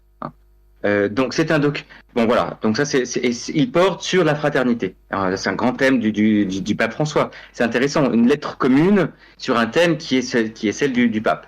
Ça c'est voilà. Donc c'est voilà la question. Qu'est-ce que j'en pense? Non, la question c'est pas qu'est-ce que tu en penses, la question c'est qu'est-ce que les musulmans en pensent. Ah oui, c'est ça. Alors très bonne question. Ouais, moi j'ai un étudiant à la Cato musulman qui vient d'Al-Azhar justement et son sujet de mémoire c'est ça, c'est la réception du document d'Abu Dhabi dans le monde musulman. Je lui faisais remarquer qu'au bout un an après la déclaration donc d'Abu Dhabi, la déclaration n'était toujours pas sur le site d'Al-Azhar. C'est assez révélateur, quoi. La diffusion est quand même assez à minima. Mais voilà, j'attends son travail. Mais globalement, on peut dire que on en parle peu dans le monde musulman, mais ça existe. Et on peut quand même s'appuyer sur elle. Voilà. Mais c'est vrai qu'on en parle peu, très peu. Dans le monde chrétien, je sais pas si on en parle peut-être un peu plus, mais pas beaucoup. Hein. Alors, aussi une autre question que j'avais. Alors, ça c'était pas une autre question, mais j'ai trouvé ça intéressant. Une personne me dit, je suis devenu chrétien parce que je ne voulais pas voir les musulmans devenir majoritaires en France. Donc là, on est sur autre chose que sur des débats théologiques, on est sur des considérations sociales, etc. Mais c'est vrai que derrière, vous entendez, et on aurait tort de ne pas l'entendre, une certaine peur qui existe dans le monde catholique français. Bon, le Seigneur, je vais te dire, enfin je dirais à cette personne, le Seigneur se sert de tout, hein. Mais il y a quand même un petit problème. Je ne deviens pas chrétien par choix contre un autre. Je deviens un chrétien par choix du Christ et pas contre quelqu'un. Donc c'est ça qui est un peu ambigu. Alors après le Seigneur se sert de tout, bon très bien. Et puis après il s'est servi de cette peur d'une société française qui deviendrait musulmane et puis finalement ça a permis de rencontrer le Christ et puis après justement peut-être que dans notre conversion quotidienne, eh bien on finit par vraiment choisir le Christ pour lui. Et ne plus avoir peur des musulmans. Alors là, voilà, c'est ce qu'on disait tout à l'heure. Donc là, du coup, ça y est, on a cheminé. Mais au début, les motivations sont quand même un peu maigres. Et moi, une fois, j'avais un jeune musulman qui voulait devenir chrétien, et il m'a répondu ça. Je lui ai dit, mais pourquoi tu veux devenir chrétien? Il m'a dit, je veux devenir chrétien parce que je veux montrer à ma famille que je ne suis plus musulman.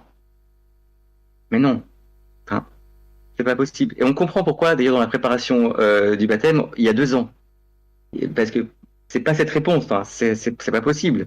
Je veux devenir chrétien parce que j'ai découvert qui est le Christ, c'est qu'il m'aime et je veux lui dire mon amour aussi.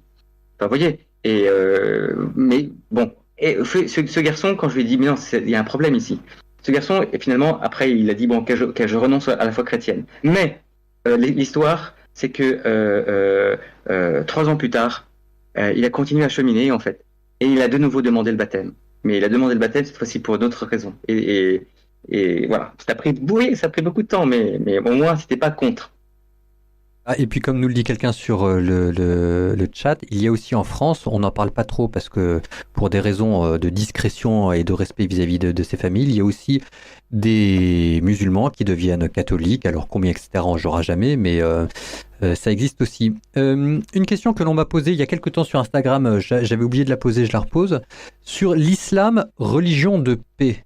Comment est vue dans l'islam la question de la paix? Alors je vais aller jusqu'au bout. C'est vrai qu'il y a une étymologie du mot islam qui dit que c'est la religion de la paix. Il y a d'autres étymologies, mais il y a au moins celle-là. Mais c'est vrai aussi que dans notre tête, le mot islam et paix sont pas forcément spontanément associés. Donc comment est-ce qu'est vue la question de la paix dans l'islam? Bon bah là on a vraiment on a plusieurs angles. Hein. On voit bien que l'islam c'est compliqué, qu'il y a des théologies et que vous avez vraiment des auteurs musulmans. Pas forcément soufis d'ailleurs, mais et les soufis sont pas forcément toujours dans une perspective de paix, mais pour qui l'islam est une attitude confiante devant Dieu et où on est désarmé. Hein, le mot est magnifique. Hein, c'est un musulman qui l'a employé. Être musulman, c'est être désarmé, hein, et être désarmé devant Dieu et donc devant les hommes qui sont ses frères. Bon. Et puis, il y a aussi toute une logique qui est de dire, et qu'on trouve dans le Coran, qui va justifier la violence, qui va justifier l'épée, parce qu'il s'agit donc de purifier la terre de la corruption. De purifier la terre de la corruption. Et on purifie la terre de la corruption par l'épée. Voilà. Et moi qui travaille dans les prisons, et qui est comme en vis-à-vis des djihadistes, hein, donc des anciens terroristes, je vous assure que il y a vraiment toute une idéologie, hein, aussi de la violence au nom de Dieu et pour le gain de Dieu, quoi, pour servir Dieu. Donc il y a une justification de la violence pour Dieu. Bon, alors ça se trouve aussi. Et puis d'un autre côté, on a exactement le contraire. Voilà. Donc ce que je dis souvent, c'est que les sourates qu'il cite, comment ils les comprennent. D'abord, ce sont des sourates qui sont d'abord pas très claires, vraiment pas très claires, difficilement claires. Et comment ils les comprennent, je dis mais ça veut dire quoi ça? Cette expression, ça veut dire quoi? Pourquoi tu lui donnes ce sens-là? Est-ce que c'est vraiment ce sens-là? Et en fait, ils savent pas, hein, ils savent pas expliquer. Ils savent pas expliquer, mais ils ont une lecture littéraliste rigide et endoctrinée, enfin un peu fermée, et voilà. Et ça conduit à... Deux petites questions aussi, toujours sur les rapports christianisme et islam. Comment est-ce que tu réagirais sur nous sommes deux religions abrahamiques, donc on a un ancêtre commun. Et puis deuxième question, qu'est-ce que tu penses de la formule religion du livre? Alors on va peut-être commencer par la deuxième parce qu'elle est plus simple. En tout cas, j'ai une idée de la réponse, et puis on regardera Abraham pour la suite, parce que je vois ça, il y avait des questions sur le chat. Un musulman vient me voir et me dit oui, mais vous êtes une religion du livre. Vous voyez, dans les conversations que j'ai avec des musulmans à bâton rompu et dans une approche un peu apologétique, c'est très important de montrer que nous n'avons pas l'écriture dans nos religions a un statut différent. Et ça, il faut être très très clair là-dessus, hein. C'est quoi la révélation d'un point de vue musulman et d'un point de vue chrétien? Ça n'a rien à voir. Et le statut du livre n'a rien à voir. C'est la raison pour laquelle, d'ailleurs, le catéchisme le dit, et là, Paul Adrien, tu connais peut-être même le numéro, c'est le catéchisme précise ça. Nous ne sommes pas une religion du livre. Nous ne sommes pas, le christianisme n'est pas une religion du livre. C'est une religion avec livre, mais c'est une religion de la personne. Et cette personne, c'est le Christ. Et donc, si vous voulez, en islam, si on devait faire un parallèle, une comparaison, le livre, le Coran, a une dimension, est une médiation pour aller vers Dieu. Alors que pour nous, c'est pas la Bible. Enfin, alors, il y a un peu. Tu me demandais si jamais je connaissais le numéro, et la réponse est oui, évidemment. Et il s'agit du numéro 108 dans le catéchisme de l'Église catholique. La foi chrétienne n'est pas une religion du livre. Numéro 108. Le christianisme est la religion de la parole de Dieu. Parfois, je dis aux étudiants que j'ai, l'équivalent, alors là encore, peut-être que le frère me reprendra, mais l'équivalent pour nous du Coran n'est pas la Bible. Pour nous, l'équivalent du Coran, c'est le Christ. C'est ça. C'est une analogie, c'est de cet ordre. Alors, est-ce que nous sommes une religion, est-ce que voilà, vous aussi, vous êtes des descendants d'Abraham, nous sommes tous les deux des religions abrahamiques. Qu'est-ce que tu penses de ça? Oui, donc c'est Louis Massignon, hein, qui a mis en évidence cette idée que nous sommes des religions abrahamiques. Le problème, c'est que de la même manière que le Jésus coranique n'est pas le Jésus des évangiles, l'Abraham coranique n'est pas l'Abraham de l'Ancien Testament. Donc vous voyez, sous cette dénomination de abrahamique, en fait, se cachent des personnages qui transmettent un enseignement différent sur Dieu. Voilà, qui transmettent un enseignement différent sur Dieu. Et donc on retrouve la question, avons-nous le même Dieu? Ils ont une connaissance de Dieu différente. Donc parler de religion abrahamique alors même que l'enseignement sur Dieu est différent me pose problème. Je pense que c'est pas idéal, quoi. C'est pas idéal. C'est source de confusion, en fait. Donc en fait, pour ce que vous dit le frère, hein, c'est que à peu près énormément de prophètes qui sont dans la Bible, vous les retrouvez dans le Coran, mais à chaque fois, il y a quand même des différences. La question, c'est est-ce que ces différences sont extrêmement significatives ou pas? Mais en tout cas, il y a une certaine ambiguïté. Là, on vous parlait d'Abraham. J'ai une question pour toi, peut-être une précision de Farda. Le frère dit que l'islam ne peut pas être l'œuvre de Satan, puisque le Saint-Esprit a travaillé à travers cette religion. Donc je suppose que c'est les semences de vérité. Mais Dieu a travaillé à travers ceux qui l'ont crucifié, mais ils sont aussi l'œuvre de Satan puisqu'ils ont crucifié Jésus. c'est un peu contradictoire, je comprends pas. Donc comment est-ce que le Coran, par exemple, qui dit que Jésus n'est pas mort et qu'il n'est pas ressuscité, on peut quand même dire que dedans, il y a quelque chose de l'inspiration divine et des semences de la vérité. Je reformule avec moi, hein.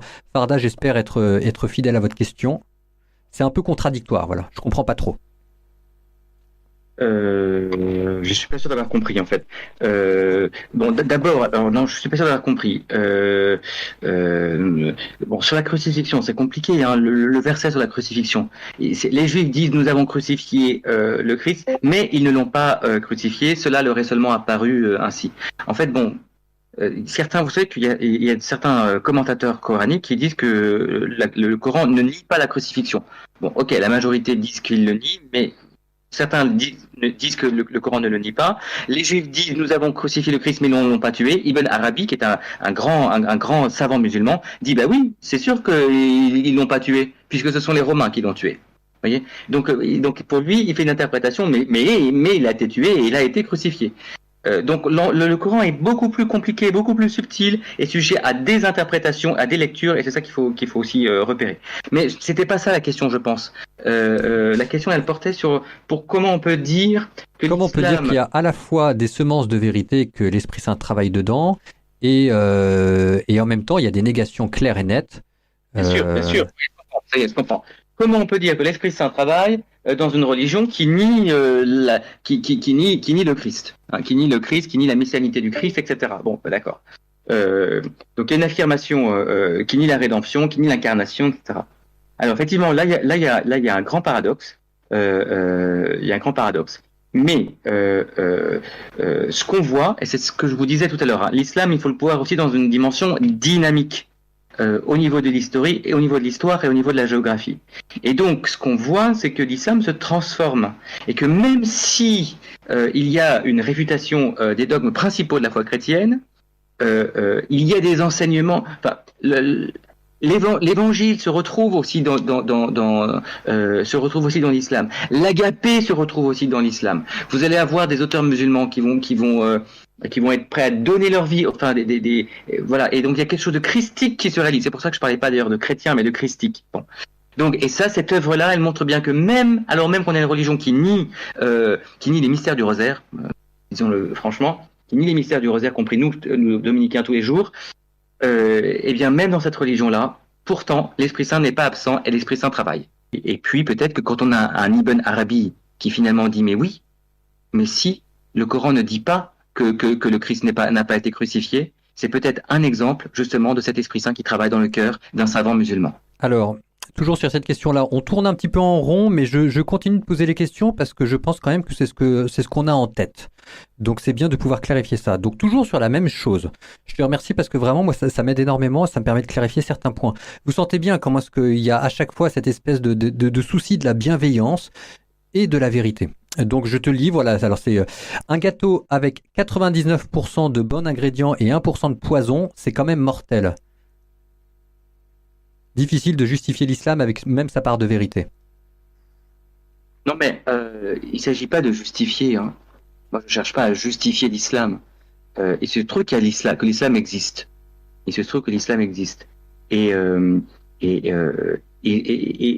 je crois que c'est intéressant d'ailleurs de ne pas focaliser uniquement la question sur l'islam, mais aussi d'abord sur les courants de l'islam. Ce serait intéressant de casser le singularité.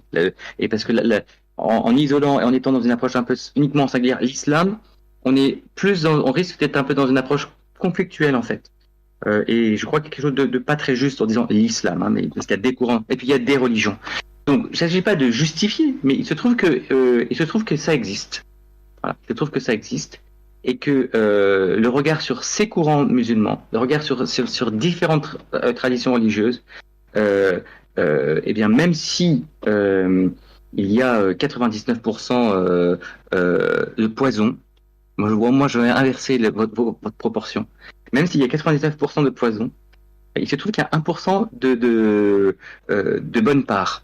Voilà, il y a 1% de bonne part. Et que la foi chrétienne, le regard chrétien, et c'est l'enseignement du Concile, elle nous invite à ne pas oublier ce 1%. Et ce 1%, c'est quoi cette bonne part? C'est la part de vérité. Il y a une part de vérité. Mais c'est aussi ce que nous dit le Concile, c'est aussi une part de sainteté. C'est-à-dire que ces autres traditions religieuses, elles produisent aussi des gens qui vivent une vie sainte. Et donc, il ne s'agit pas de justifier. Je constate, je vois. Et après, si dans un deuxième tour, je dis, ben voilà, c'est peut-être parce que l'Esprit Saint travaille. Alors, pour changer un petit peu, encore une fois, hein, ce que le frère vous dit, c'est que, alors bon, c'est ce que moi je dis, hein, le précepte de charité, pour nous chrétiens, c'est le cœur de notre religion et que nous devons aimer. Ça n'empêche pas les points de désaccord nets, ça n'empêche pas de dire la vérité, mais j'aime bien ce que vous dit le frère Emmanuel, c'est-à-dire que si jamais il n'y a que 1% de vérité, ou même si voilà, il n'y aurait que 1% de vérité dans le christianisme, il faudrait sauver cette vérité. La vérité a ses droits.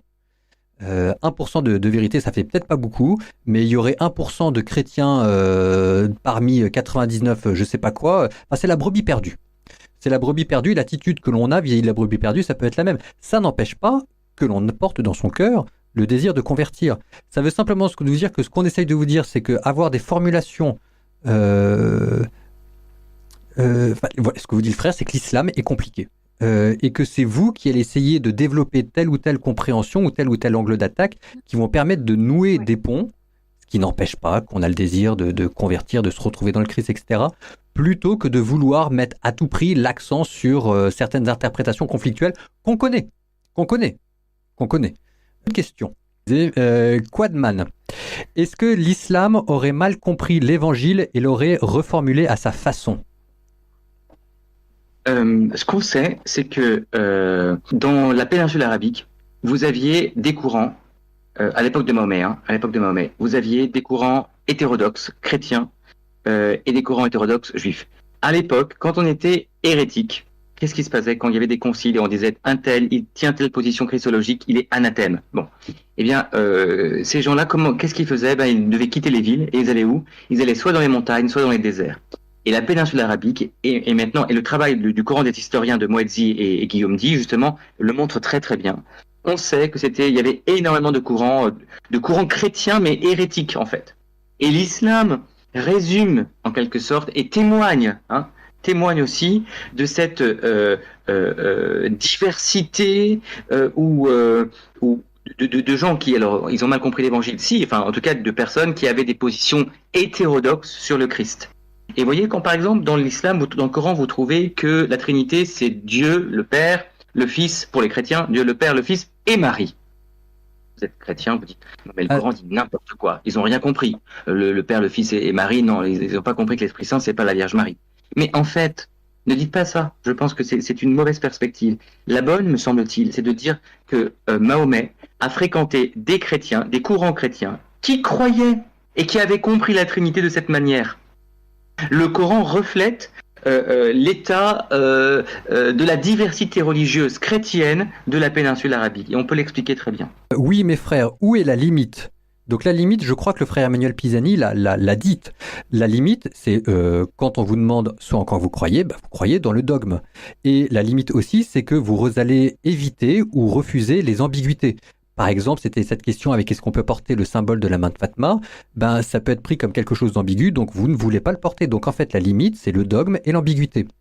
Sur le sacrifice parfait qui expie les péchés et dont les musulmans ne bénéficient pas et donc ils ne peuvent pas aller au paradis, on a déjà répondu à cette question sous l'angle est-ce que les musulmans vont aller au paradis ? Y a-t-il un miroir entre eux ? Alors je vais le dire à ma manière. Au nom du Père, Allah, Dieu, et du Fils, Raham, miséricordieux, et du Saint-Esprit, Rahim, qui applique sa miséricorde, et Bismillah, Aram, Ararim. Je crois qu'il connaît un peu la réponse, celui qui la pose. Mais vous voyez, c'est intéressant. Au nom du Père, et du Fils, et du Saint-Esprit, Bismillah, Ar-Rahman, Ar-Rahim. Donc, effectivement, il y a des travaux qui ont montré qu'il y avait ce jeu de miroir. Et que paradoxalement, l'invocation musulmane Bismillah ar-Rahman ar-Rahim, vous avez la trois manières de dire Dieu et qui font écho, miroir avec effectivement l'invocation trinitaire. Mais cela dit, on n'a pas le Père, le Fils et l'Esprit Saint. Ça en tout cas pas dans Rahman et Rahim. Merci pour le frère qui prononce mieux que moi l'arabe. Est-ce qu'il y a des mystiques chez les musulmans ? Et je pense que je demanderai de confirmer ça par Félicia et par Kevin, mais je pense que ça va être la dernière question, sauf... Enfin voilà, on s'achemine vers la dernière question. Est-ce qu'il y a des mystiques en termes musulmanes? Oui, tout dépend ce qu'on appelle par mystique, hein. Mais si on veut dire des gens qui prient Dieu et qui ont une expérience vraiment à même dans leur cœur de Dieu et qui sont des amoureux de Dieu au point où ils vivent comme si Dieu habitait chaque instant de leur vie, oui, on a des mystiques, hein. On a des personnages qui sont constamment en oraison, en prière. Et qui sont, enfin voilà, qui ont ce regard en amouré de Dieu. Ça, bien sûr, on trouve ça aussi. Et puis qui sont prêts à donner leur vie aussi. Vous avez un homme qui s'appelle Al-Hajj, qui date du Xe siècle et qui fait partie de ces grands mystiques de l'islam avec une étude de l'écriture, hein, du Coran d'une très très grande profondeur, d'une très grande densité spirituelle. Cette fois-ci, ce sera la dernière. On était toujours dans les questions ambiguïté, etc. Par exemple, est-ce qu'on peut fêter l'Annonciation avec des musulmans? Ouais. Alors, il y a un groupe qui s'appelle Ensemble avec Marie, et ce sont des chrétiens et des musulmans qui se retrouvent. C'est né au Maroc, c'est né au Liban. Ce sont des chrétiens et des musulmans qui se retrouvent le 25 mars pour prier ensemble, enfin, et se rassembler autour de Marie. Et c'est le 25 mars. Voilà, c'est le 25 mars. Alors, oui, enfin, on peut prier l'Annonciation, c'est-à-dire l'ange parle à Marie, l'ange annonce à Marie, voilà, que le Verbe va se faire chair, mais se fait chair en elle, ouais, par l'Esprit Saint. Le problème, voyez, une fois dans un de ces groupes-là, on devait lire l'Évangile de Luc, et en fait, on m'a dit, attention, on ne lit que ce que les musulmans peuvent entendre. Et donc à la fin, quand ça devient trop christologique, le passage, on arrête, on coupe. Bon, ben moi ça me convient pas. Et personnellement, je préfère ne rien faire plutôt que de lire qu'à moitié l'évangile de l'Annonciation. Si c'est pour lire que à moitié l'évangile de l'Annonciation, ça veut dire que je ne suis pas en vérité avec l'autre. Je ne suis pas moi-même, je ne dis pas qui je suis à l'autre. Donc en fait, je lui mens. Et donc là, je ne suis pas dans le dialogue. Donc si c'est pour lui mentir, autant rien faire. Si maintenant je peux lui dire pleinement la foi et ce que l'évangile dit de l'Annonciation, et s'il peut l'entendre et l'écouter, ce qui est très beau, magnifique, alors je le fais, volontiers. Mais en tout cas, je ne me censure pas. Si c'est pour me censurer, non, je ne le fais pas alors. Voilà, ce serait ma réponse. Très bien. Un grand merci, Emmanuel.